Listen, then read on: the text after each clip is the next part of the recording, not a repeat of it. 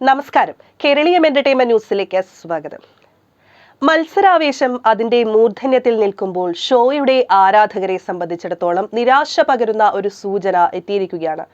Wild കാർഡായി എത്തിയ പ്രേക്ഷക ശ്രദ്ധ നേടിയ മത്സരാർത്ഥികളായ പൂജയും സിബിനും ഹൗസിന് പുറത്തേക്ക് പോകുന്നു എന്ന സൂചനയാണ് അത്.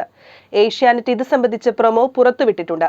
30 സെക്കൻഡ് ദൈർഘ്യമുള്ള പ്രൊമോ വീഡിയോയിൽ കനത്ത നടുവേദനയെ തുടർന്ന് കരയുന്ന പൂജയെ കാണാം. ഋഷി ഇക്കാര്യം ക്യാമറയിലൂടെ ബിഗ് ബോസിന്റെ ശ്രദ്ധയിൽപ്പെടുത്തുന്നു. അടിയന്തര സഹായം ആവശ്യമാണെന്നും പറയുന്നു. തുടർന്ന് big boss medical team power റൂമിലേക്ക് എത്തി ഒരു സ്ട്രെച്ചറിൽ പൂജയെ മെഡിക്കൽ റൂമിലേക്ക് കൊണ്ടുപോകുന്നതും പ്രൊമോയിൽ കാണാം. കൂടാതെ കടുത്ത മാനസിക സംഘർഷം കാരണം തനിക്ക് ഷോയിൽ തുടരാനാകില്ലെന്നും തനിക്ക് പുറത്തു പോകണമെന്നും ആവശ്യപ്പെട്ടിരിക്കുകയാണ് സിബിൻ.